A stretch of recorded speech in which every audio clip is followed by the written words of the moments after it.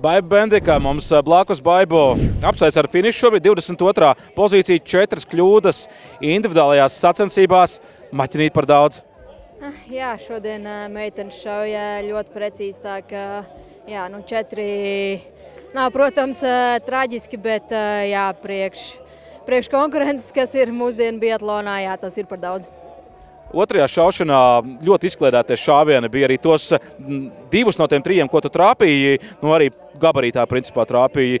Kas bija vainas, jo skatoties arī pēc tā tava slēpošanas ātruma tieši pirms otras šautavas, tu uzstādīji tādu ļoti labu slēpošanas ātrumu. Varbūt pārķēri? Nē, visiem apļiem pietika spēks, tā ka noteikti nepārķēru, bet jā, lai arī varbūt ienākšana te ir no kalna, tas stadions tāpat iedod nedaudz un kaut kā jā, vienkārši varbūt nesanāca tik labu fokusu noturēt uz katru šāvienu. Un, jā, pat nav daudz ko pateikt, vienkārši tā šautuve nesanāca, jā, tā kā gribētos. Vakardien runājām, ka mazliet prātīgāk jāpieiet pie šaušanas, vidēji reķinot 1 kļūdu katrā no šautuvēm. Paņem tā mierīgāk, jo skatoties to šaušanas ātrumu, neizskatās, ka tu mierīgāk esi ņēmus, jo tu trāpīji.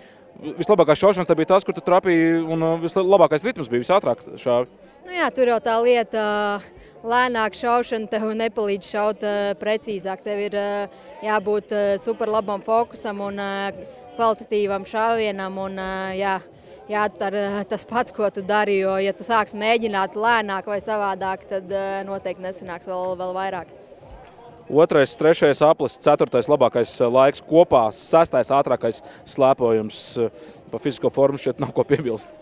Jā, tas jā, parāda, ko es varu izdarīt, ja mums ir super labs slēps. Un šodien tiešām šosezonā labākās slēpes, kas mums ir, kas man personīgi ir bijušas, tā ka slēpes lidoja un bija patīkami redzēt, ka var iet kopā vienā tempā ar francūzietēm un arī splitos dzirdēt, kad tā atpalīdzība ir turpat pie līderiem. Tev krietni labāks rezultāts nekā pagājušajā pasaules čempionātā individuālajās sacensībās, bet man tev jautājums, kā tu piegāji pirms šīm sacensībām? Būt vai nebūt masas startā pēdējā iespēja, vai tomēr visu mēģināja mierīgāk ņemt? Varbūt gluži tādu super lielu savu spiedienu neuzlikt. Protams, gribējās pacīnīties, lai tiktu masu startā, bet jā, individuālā distance laikam ir man tāda vismazāk mīļā, bet tāpatās, jā, šodien nedaudz labākā sezonā kopumā es izšāvu, tā ka jā, tāds, teiksim, vidēji labs starts, bet jā, ļoti liels prieks par slēpojumu, kad bija gan tehniski, gan jaudīgi. Tā ka... Sezona jau vēl nav beigusies, vēl 3 pasaules kausa posmi šeit mazliet labāka nekā vidējas sezonā.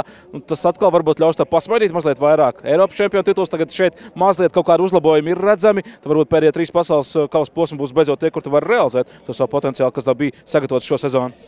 Jā, protams, jāturpina strādāt un nekas nebeidzās. Protams, šis čempionāts nav izdevies tik labs, kā gribētos, bet jā, mums vēl ir priekšā 2 komandas starti, tā ka tagad pilns fokus uz tiem un tad jau gatavosimies noslēdzošiem pasaules kausiem.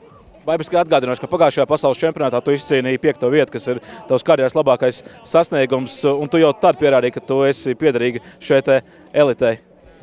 Jā, gribētos, jā, lai cilvēki to labu atcerās ilgāk un gluži nesūta mani vēl pensijām. Var redzēt, ka jauda man ir vēl vairāk kā vajag un ar šaušanu es tikšu galā. To es pierādīju arī Eiropas čempionātā, lai gan dažiem gribās teikt, ka tas nav nekāds līmenis, bet jā, nav mums tie Eiropas čempioni tik daudz, tā ka arī tas ir jāsasniedz. Un es katrā ziņā tāpat sev varu uzsist pa plecu un es zinu, ka es katrā startā eju un daru maksimumu un ar pilnu jaudu atdodu savu sirdi. Un, jā, varbūt nesanāk kādreiz tik labi, bet jā, katrā ziņā, katrā startā ir visa sirds un atdeva.